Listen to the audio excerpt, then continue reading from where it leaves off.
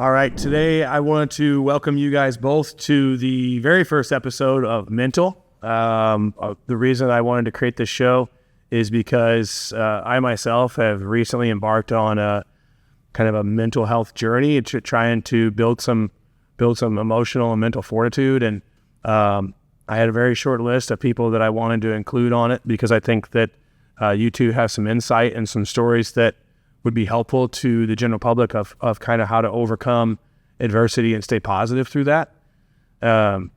So I want to welcome Mr. JT to the show. Thank you for coming on today. Yeah, thank you for having me. Yeah. And then my buddy Jonathan as well here. Yeah, thanks for having me, man.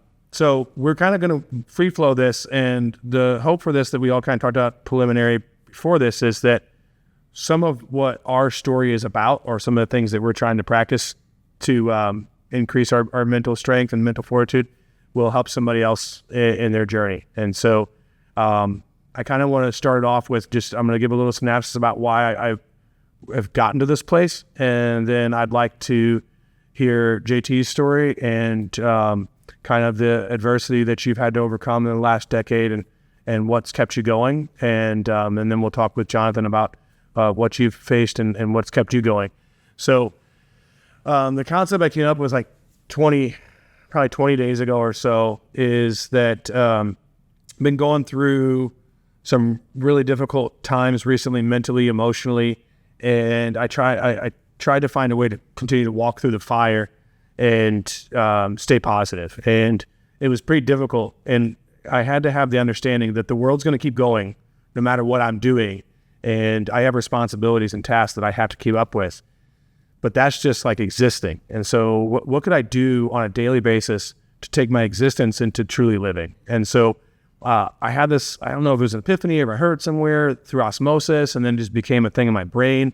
But one of the things I started doing right away to combat my depression was clean my space. And so I wanted to come home every night because I was already just emotionally drained from working. I wanted to come home every night and to a clean space, because when it's clean around you, you feel clean.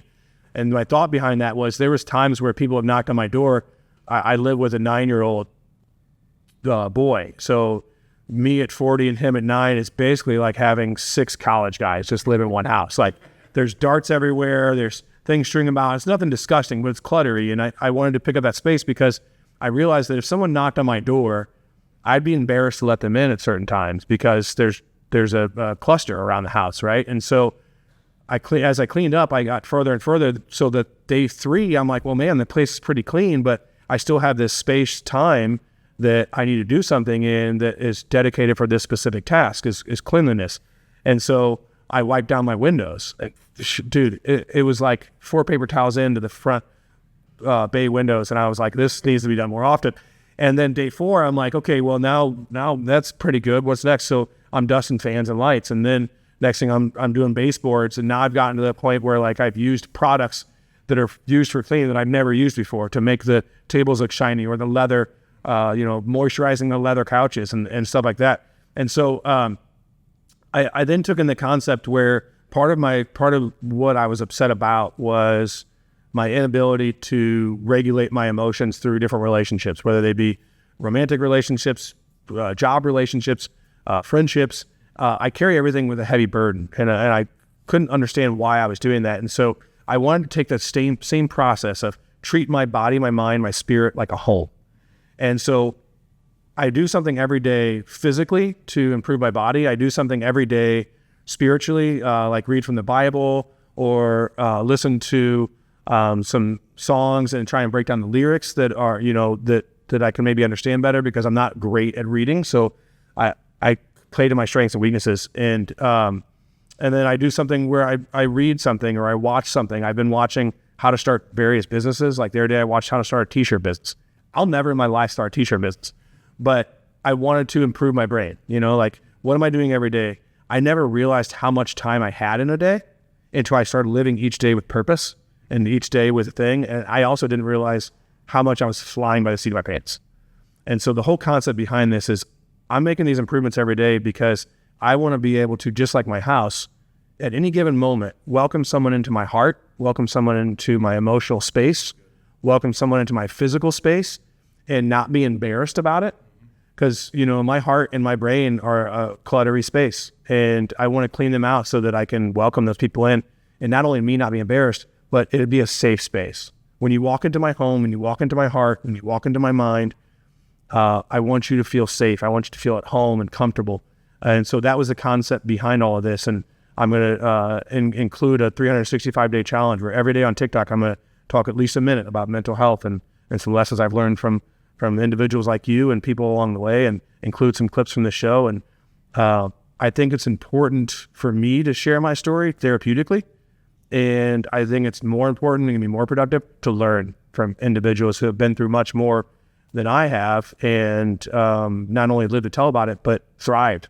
And so on this short list, you guys were top of the list. And I wanted to start with JT because one of the things that I really love from the moment I met you was I would have never known the adversity you've overcame, because your positive energy is so incredible that it was very welcoming. I mean, we instantly hit it off, and I feel like I'm probably not the only one that happens with. Like, I feel like you're probably never met a stranger, and I was curious to know, have you always been that way, or was it through your story? And if you could kind of start with the synopsis of what I'm talking about here, and the story that the triumph that you had to overcome.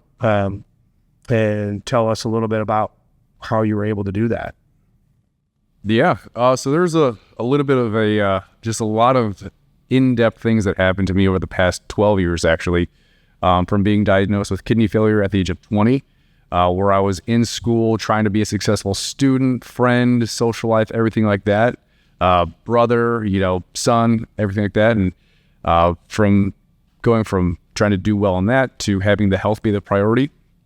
Not a lot of young people get diagnosed with something like that at that age. I've had no medical history at the time, but I went from living a standard traditional American life to going to school, getting a job, things like that, to now, well, am I going to die? Facing your mortality. And when you face your mortality at a young age, it really sets you apart, not in an isolating way, but from a perspective way from other people your age. So I spent 4 hours a session 3 times a week on dialysis while trying to do all those things. And as men, we want to be the strong person. We want to be the stoic individual. We don't want to show people that we're struggling. And I mean, I was the exact same way. I never showed people how much pain or how much suffering or how many times I contemplated taking my own life, because I thought that was easier than what I was going through. Because when you're waiting for a transplant, it's not one of those things where you can just ask somebody, hey, you want to give a portion of your life so I can live? Yeah. And so, you're either waiting for a deceased donor or a living donor. Those are the only 2 ways that really somebody that can have their life changed. And, kidney disease is the top 10 killer of Americans still today. Kidneys don't cough. So how do you know to check your, the function of your kidneys that do so many vital things for you? But as I was sitting in these dialysis chairs and watching the time pass, with social media was really getting into the forefront, people were posting, hey, I'm graduating college. Hey, I'm getting married. Hey, I'm starting my career.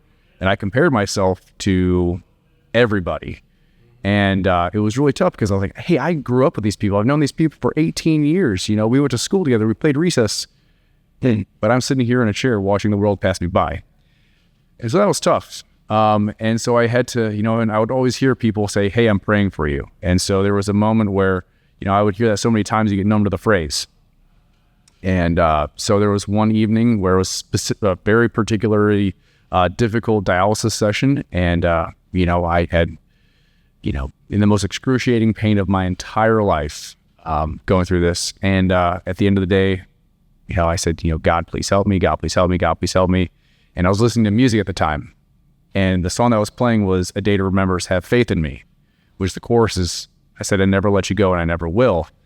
And it was one of those things where, instantly rebounded faith. I had, I wasn't always this strong individual. It was built from just callousing your mind and going through that process of just pain. And it's only when you look back at those experiences to where you really have the gratitude. And, proud to say on June 24th, 2014, my life was saved by a girl I went to high school with. She saw via social media that I needed this, and her friends and family said, hey, why him? What if your kid needs one? Somebody else can do this. Somebody else can save his life. Somebody else can do this. And she said, hey, this is a God thing, and I felt called to do this. And because of her one decision to do that, I was able to go back to school, and finish and earn my degree at the University of Missouri.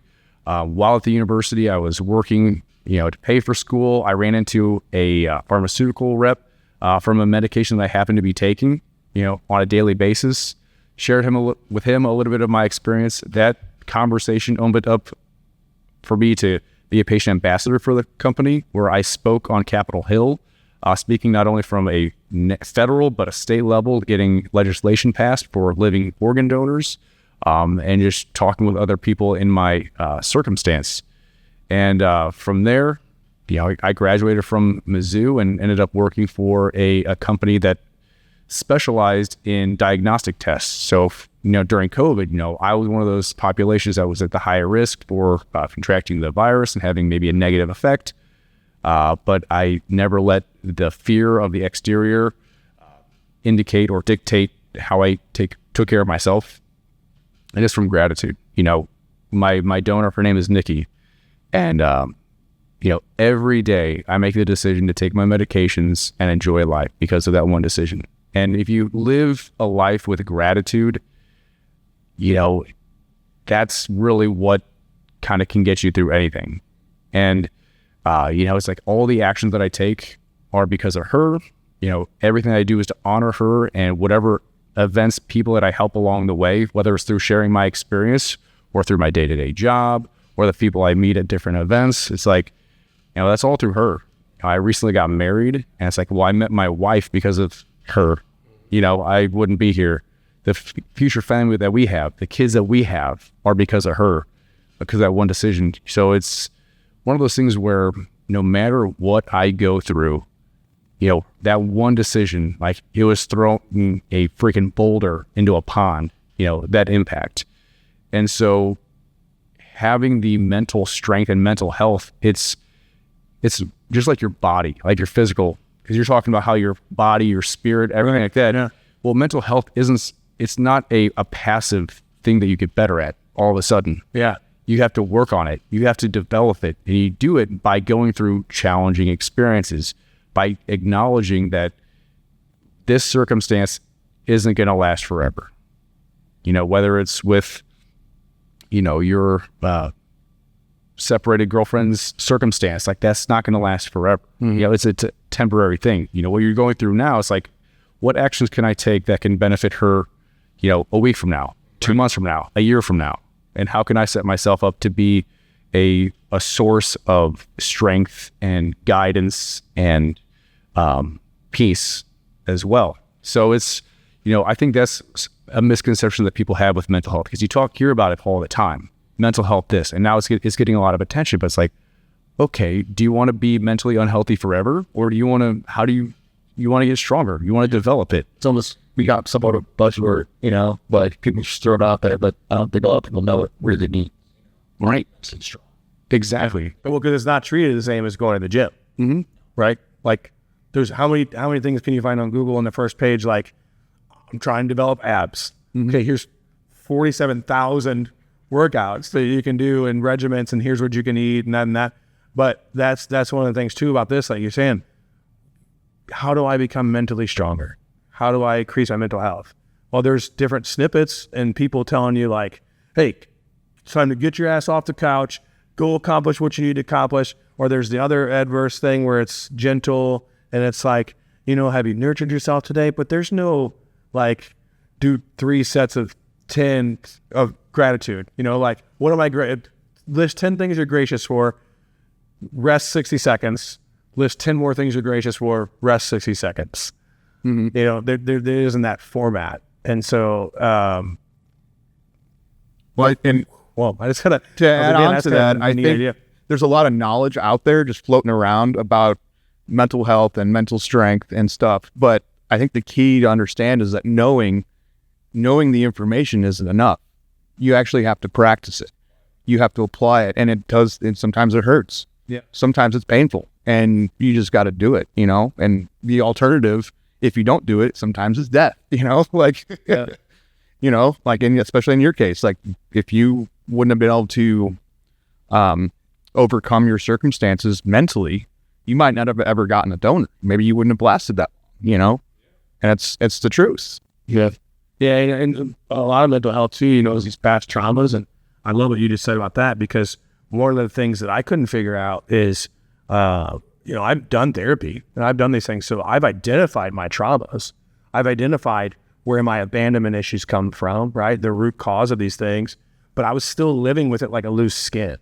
Mm-hmm. And so what I realized I was doing is I had identified my traumas. I knew my triggers. I got to the point where I could say, hey, let me think about this for a minute before we discuss it, because it's bringing up some things. So let me process this.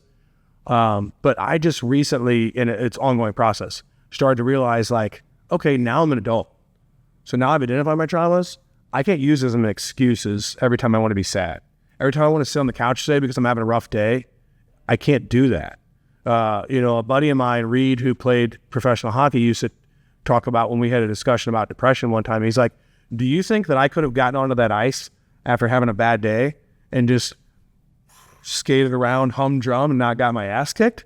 Like that wasn't a possibility. On the NHL. And I was like, dang, man, like I never thought about how that, well, at least I had never thought about like, what's John Elway going through today before he passes this ball? Like Tom Brady. Tom Brady is very open about some of his mental health issues that he's had in the past. I don't respect that he wore Ugg boots, but other than that, I think when he went to Tampa and won a Super Bowl, it was kind of like you can't hate on him anymore. Like it's not the organization. This guy is a I think beast. if you have that many Super Bowl rings, you can wear whatever the hell you want. Yeah, I guess so.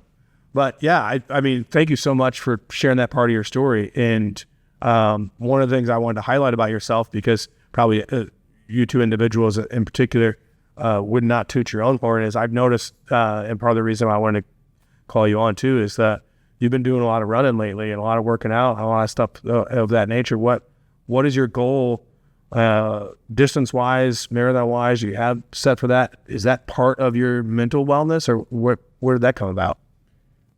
Yeah, so last year I ran 13 half marathons. And so what I wanted to do is with my previous job, I should say, is I wanted to do something above and beyond my 9 to 5 and say, hey, I was struggling as a student, as not only someone who was waiting for a transplant, but as a transplant recipient, because your journey doesn't stop. It's not all magic, once you receive the surgery, because there's still medications, insurance, staying healthy. I would get sick a lot I still get sick a lot easier than other people. And so I was trying to go back to school, and I went from a 0.67 cumulative GPA to a 2.67 cumulative GPA when I returned to Mizzou, because I had a different purpose. I was a little bit older, a little bit more experienced, and I had a chip on my shoulder to be better than who I was before. Yeah.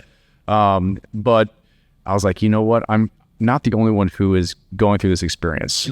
How can I help other people who are pursuing higher education, who have gone through this experience, and how can I make their life just a little bit easier?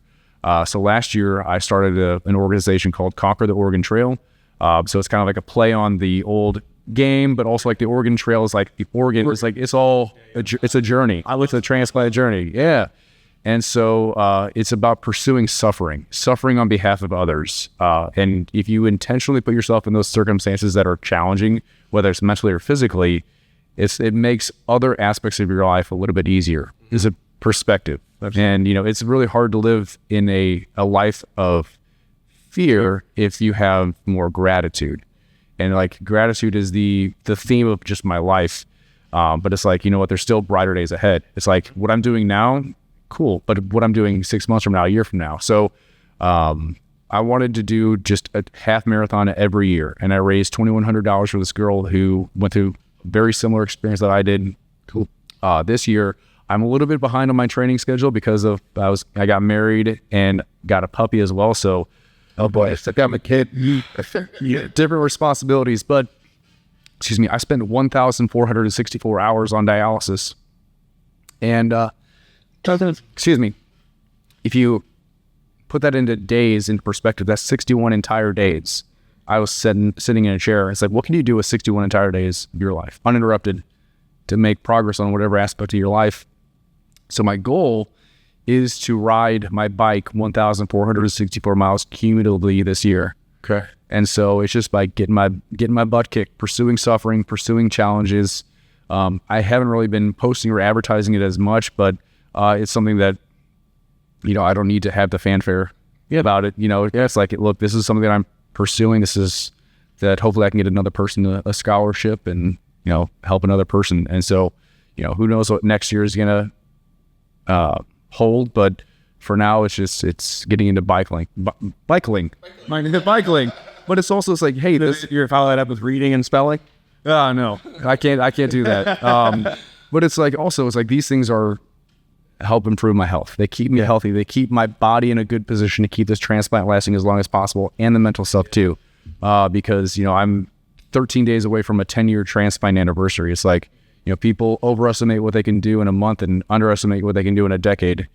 And I'm looking back at this last decade of my life, and I'm like, man, I don't really, again, I'm not a horn tutor, but I'm looking back at, since my transplant, like all the things that I've accomplished and done and been involved with, and the people that, I've been able to surround myself with just because of one person's act of generosity. It's like, man, how can you not just enjoy life and do that? It's like, man, it's crazy, but I would never wish what I went through, that experience, on anybody, but I'm so glad that I did, because it gives me a little bit of an edge. Yeah. And, in the back of my mind, no matter what I'm going through, no matter what adversity, maybe if I'm late on my mortgage or something, it's like, you know what?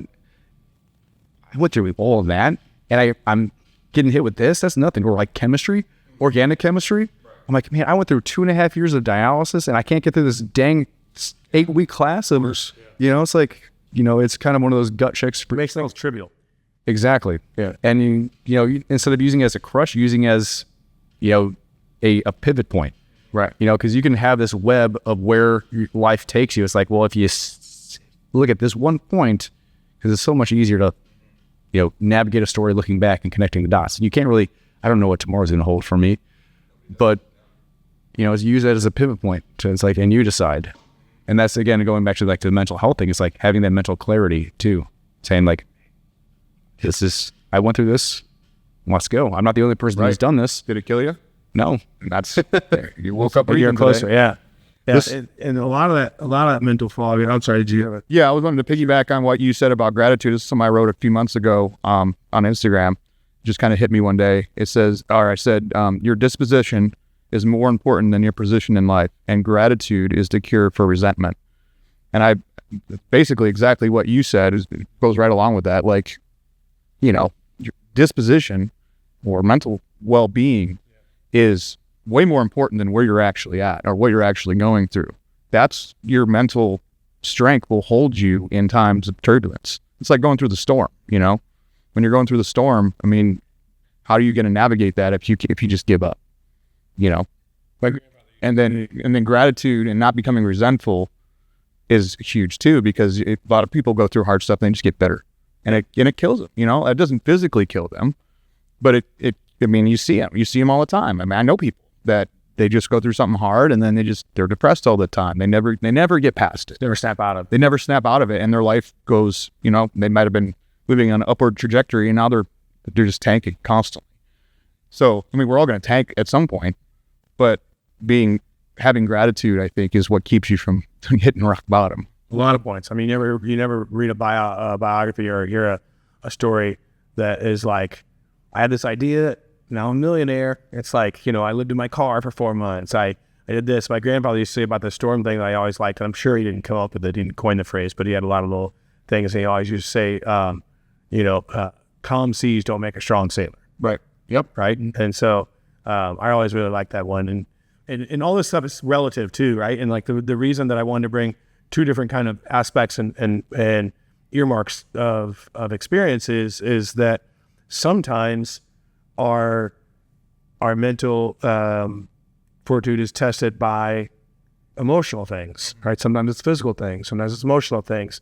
And so I kind of wanted to use this point as a segue to talk about maybe some of the anguish and mental things that you want to share about what your story is. And so part of what I wanted to bring you both on here for today was because some of the things we have to overcome are physical, and that affects us emotionally. And some of the things are emotional, and that affects us emotionally, right? And then we got to kind of pull on the physical part too. So, I was hoping that you would share a little bit about what you've been going through over the last really couple years, right? Or that trajectory and what you've done to pull out of it, because I've definitely seen a difference in your positivity in the last few months also. And that's encouraging. Like I said, you two guys are the first people I thought of, like, who could encourage other people. And I think it's cool if you share your story too. Tell us what we're. Of course. Well, there's really no easy way to put it, but 2023 was the year from hell. I mean, just one thing after another. My son got attacked by a dog, and early on in the year, my ex-wife and I were having some pretty severe marital issues, to the point where we were pondering divorce early on in the year. Well, then we find out she's pregnant, and so of course, me being the guy that I am, and her, whatever, at that point we're like, no, I mean, I guess that's our answer. We're not getting a divorce because we're having a baby. And my son, recovered fairly quick from the dog attack, and then I had a grandmother pass away, and then we get into July, and my ex, actually it was June, she miscarries, which was pretty hard. I have a lot of people who go through miscarriages. It's kind of a silent, a lot of people don't realize how hard it is, I guess is what I'm trying to say. And then she had some major complications from that. Almost died actually at one point. I don't want to go into detail, but it was pretty major. Yeah. We get through that, and a lot of the marital stuff kind of comes back. I mean, I think we're both hurting at that point, and we decide that, it's time to call it, and, try to work on our own mental health and physical health and stuff separately. Well, then I had another grandmother pass away. And so we're going through all that. And then, we start the divorce process. She moves out in November. Well, the same son that got attacked by a dog, does his best Evel Knievel impression and tries to impress a girl, and goes off his bike ramp and totally has his epic wreck and ends up in the hospital for 3 or 4 days, and has a concussion and multiple fractures and stuff. And it was just one thing after another. And by the time that she moved out, I was just, and this was early November, I didn't feel like I had anything left. It was just such an emotionally taxing, physically taxing year. I had just been going all year, dealing with all this stuff, dealing with the divorce, dealing with my kid getting injured multiple times, at the same time working and full-time parenting and all this stuff. It was just a lot. And by the end of the year, I thought I was done. I was just looking at everything that happened. Of course, I felt sorry for myself. And there was quite a few days, especially November and December, where it was a battle just to get out of bed in the morning, just to go and get a cup of coffee in the morning. It took almost everything I had just to want to get out of bed and function. And there were some days where I would lay in bed. I would just be like, I don't know if I can do this.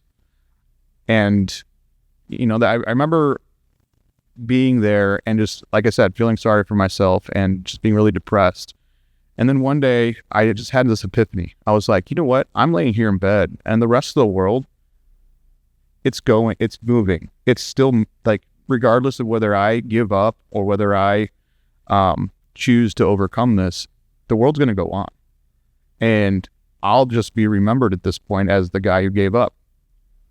And that kind of it clicked for me. I was just like, I don't want to be that guy. I don't want to be the guy who gave up on, well, and also for my kids. I don't want them. Three sons watching you. Yeah, I have three boys, three beautiful boys, Isaac, Henry, and Seth. They're currently 12, 7, and 3. And what kind of example would I be for them? And they're all going through it too. I mean, it's not easy for kids when their parents are getting a divorce, it's a whole new way of life for them. They're used to, when we have this big, beautiful house up in the St. Charles area, and now they're going from having all this room and all this space to mom living separate, and knowing that I'm going to be moving out of that place too. We actually just sold it to just a whole different way of life for them, and it was a huge adjustment. What kind of example am I going to be for them? How am I going to show them how to overcome? Because I'm their father. If I give up, why shouldn't they give up? What kind of example am I going to set if I just sit there and lay there and feel sorry for myself? And I remember it just clicked one day, and I was like, nope, I'm not going to be that guy. And much like you were talking about, where it's just like, okay, I'm just going to do one thing around the house today. Yeah. And that's basically what I started doing. I'm going to clean this today in the house, or I'm going to do this one business thing. I'm going to reach out to this old contact. Even if it was just one thing, just putting one foot in front of the other. And it's crazy how when you just decide, this is not going to beat me. This is not something I'm going to fall prey to. I'm not bigger than it, but I know that I have the strength inside of me to overcome this. And when you just make that decision, it changes everything, And I'm sure that there was moments for you, JT, where as you're sitting there in that dialysis chair, we probably had similar conversation with yourself, because people always say, giving up isn't an option, or suicide isn't an option. Well, it actually is always an option if you choose to make it an option. Right. And that's the thing. That's always like, I've always heard people say that. No, suicide's not an option. Well, I have a brother that killed himself. It definitely is an option if you really want to go there. But you have to choose not to go there. You have to choose life. You have to choose, and if you're going to be alive, why not participate in what's going on around you? And then beyond that, if you're sitting there like I was, and you're just feeling sorry for yourself, well, if you really think about it, there's people all over the world that have it infinitely worse than any of us, especially here in the United States, have it. There's people starving. There's children who don't have parents. There's people who, you just look at what's going on in Ukraine and Israel right now. I mean, it's just insane. And for me to sit there, and just wallow in self-pity, it got to where it was almost like a joke for me. Like, I just why? I mean, yeah, this is hard. And it was hard, but it could be infinitely worse. And when you have that perspective, I think it just makes everything, I don't want to say worth it, but it gives you a little bit of motivation. And sometimes that's what you need, is just a little motivation. And you got to think your way through that. And like we hit on earlier, like knowing I've sat under some great personal motivation coaches, and some of them you guys have heard of. Just what I do for work, I get to work with a lot of people that are just really good at what they do. And so I had the knowledge. But like I said earlier, having the knowledge isn't enough. You have to take action.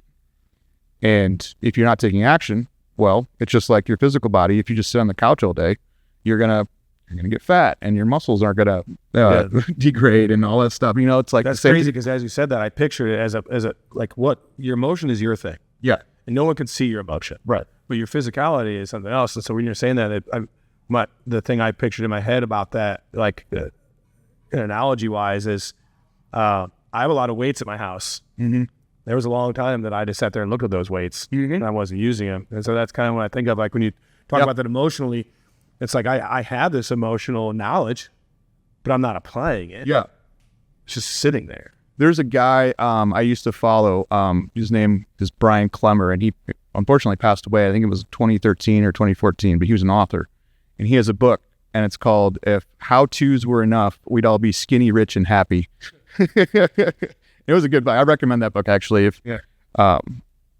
Unfortunately he's passed away, but he actually was one of those authors that was really key for me, especially in the journey that I was just in. And I would say him and there's a lot of things that Jordan Peterson writes that I really like, but the 12 Rules for Life, I read that during that time, and it was very timely for me.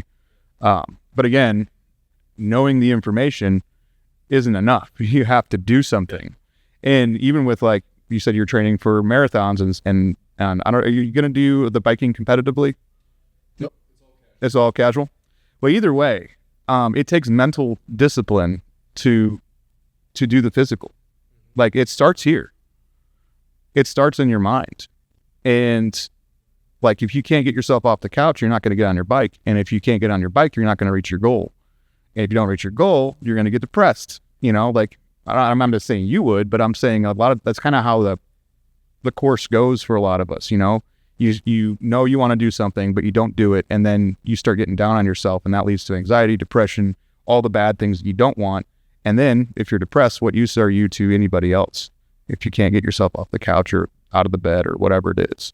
That's so poignant that you said that, because that's exactly what I've tried to start breaking down, and I'd be remiss to say that I've got that part figured out. That's a daily thing, but it's the little BS's that you tell yourself that increase your depression and decrease your motivation, right? Absolutely. I can lie to myself and no one will ever know, right? And then once you figure out though that like, why am I in a perpetual state of depression? It's because I told myself yesterday that I was going to get up and I was going to wipe down that counter. Mm-hmm. I told myself yesterday that I was going to do 10 push-ups this morning. And it doesn't hit you because when you get home, or at least in my experience, I have to be careful about that. I don't want to paint with this broad brush. In my experience, I could get home after work and I could excuse not having that done because I was tired. But then when I woke up the next day, my subconscious was like, dude, you're a piece of shit. Like, this is the third day in a row that you've told yourself you're going to do this and you haven't done it. Or what's wrong with you? Why can't you just do this basic thing? Like you start getting that negative self-talk going, and it builds, you know? It totally builds. That's the self-love part. Yeah. I used to get so upset because my mother, who I had a pretty tumultuous relationship with, she recently passed as well. And I remember being down there and my little sister, and she was trying to do something, I think it was ride a scooter. And my mother is like, how dumb are you? Because she couldn't figure this out. And I thought, man, what a terrible way to speak to someone you love. Right. And that was part of my realization over the last 20 days too, is inner love. Like it's so cliche, it's such a buzzword. Like you can't love anybody until you love yourself. But man, I would never treat someone I unconditionally loved the way I've been treating myself periodically over the last 4 years. I would never tell someone I love, you're useless. Right. I would never tell someone I love, you're a liar. I would never tell someone I love unconditionally that you're not smart enough to do this. Right. But I was telling myself that all the time. Yeah. Mm-hmm. No, I've done the same thing. You know, I'm a very much a perfectionist with certain things, and I have expectations for myself. And there's been a lot of times, a lot of years where I've spent like not meeting my own expectations, and I'll just beat myself up. Stupid, you know, I'm an idiot, or I'm just lazy, or whatever it is. And it's amazing how that compounds over time. When you don't give yourself the love that only you can give yourself, it compounds over time. And it gets tangled up just the same way it does in a relationship. By the time that relationship's over, you know what things are not going to lie. So many little things. It's like, where do I even start pulling this yarn apart? Right. The same thing builds up in your body. When I dealt with that, you know, through the divorce, and actually that's one thing I wanted to hit on as I was thinking about this driving in today was, you know, it's kind of like you go through the 7 stages of grief or whatever it is. And coming out of the divorce, you know, obviously I was angry. I had a lot of anger towards my ex, and you know, I'd be like, well, she always did this and she always did that and blah, blah, blah. And then it was like, almost like I had to take the cameras and point them back at myself and start looking at myself, because I knew there was things that I did wrong. You know, it's 50-50, man, in a relationship. I knew there was things I had to work on. And when I started really looking at myself instead of just blaming her for everything, that's when I really got a lot of progress. And it hurt, man. It hurts to look at yourself and say, you know what? You screwed up. Yeah. You did this wrong and you did that wrong. And instead of being like, oh, you're an idiot or you're stupid, I was like, what are you going to do to fix it? Mm-hmm. What actions are you going to take so that this never happens again? Because it's easy to just stay in the same stupid mentality all the time, where it's just like, well, you know, it would have worked out if so-and-so didn't do this or so-and-so didn't do that. But in reality, it's really, you're just making an excuse for your own failure, you know? And so when you can stop making excuses for failure, because we all fail, and start looking at those failures as lessons, first of all, and opportunities for growth, I think it just totally changes how you approach things in life. At least in my experience. Yeah. Yeah, and you have that unconditional love that we all get from God, right? But I feel like no matter what we're doing, how we're messing up, he's still there. Like, that's pretty cool. That was where I found a lot of solace, and that's why I try to work on my spiritual lately too, is because of that knowledge. And it's like, I love my sons unconditionally. Why wouldn't I love myself unconditionally? I'm the most important person in my life. You know, the Bible even says, love your neighbor as you love yourself. And the key there is, you can't love your neighbor without loving yourself. If you I'd really have a love bunch of dead neighbors if I had practiced that during this time. So, exactly. Yeah. Well, kind of adding to that point is, it's really easy to have a negative self-talk. You're the easiest person to lie to, all that stuff. But it's like, well, you're kind of going back to flipping the perspective. Well, shouldn't it be just as easy to talk yourself into a positive direction? Because like your thoughts kind of propel your direction and are the start of, or the catalyst of action. Just taking that one step, like you said, was just getting out of bed. It's like, well, objects in motion stay in motion. Objects at rest stay at rest. And, having these high expectations of ourselves, well, sometimes all the expectation you need is to get out of bed. If you do that, hey, it's a task done, task completed. You're talking about kind of cleaning your house. Well, it's like a task done, task completed. You can, no matter what kind of day you have from the external, outside of that house, you can go back, kind of like the clean your room with Jordan Peterson. It's like, no matter what kind of day you have, you can always come back and say, this is a place of peace, a place of, to be proud of too. Because it's like, man, there's a lot of external factors that can really dictate how you feel. But at the end of the day, it's like, why would you let that happen? It's like, why am I letting this external factor causing me to behave or think this way, where it's like, what, I'm capable. You kind of think about the things that, as a father, I'm not a father yet. I'm recently married, but it's like, I take some accountability too. Yeah. And you being an example and you having your son see that, and, no matter whether you know it or not, people are watching you. Yeah. And especially with social media. Exactly. Yeah. I learned that.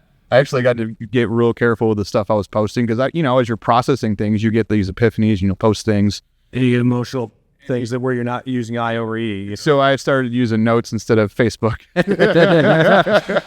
I did too. I have an incredible journey on my notes that I would never publish. Right. Yeah. We'll put you on a Maybe list. someday, polished and taking out certain things, I would post some of it. But like a lot of it was for me.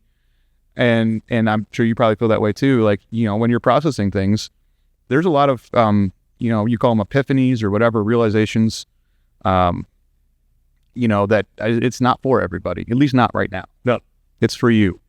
And, or maybe a few people within your circle that are either going through the journey with you or, however it looks, there's a lot of things that shouldn't go on social media. And that's where, at the same time, you want people to see that what you're going through isn't killing you. Mm-hmm. Like, you don't need that. I do believe there's such a thing as toxic positivity. And, it's not, personality. It's the same people at the who's your carry? Who's your cell phone? Remember those in the mall? Yeah. The kiosk personality was something that I always like, that's toxic positivity. Yeah. Yeah. Well, toxic positivity is not acknowledging the truth, and it's okay to acknowledge the truth, but you don't have to pretend like nothing's happening. Like, if you're going through something hard, just acknowledge it. It's hard. Cool. All right. Well, what are we going to do? How are we going to get through this? Yeah. It's not, I'm just going to turn a blind eye to what's happening and pretend like everything's okay when it's not, and you're dying inside. Like it's acknowledging what's happening around you, but it's also not letting it defeat you.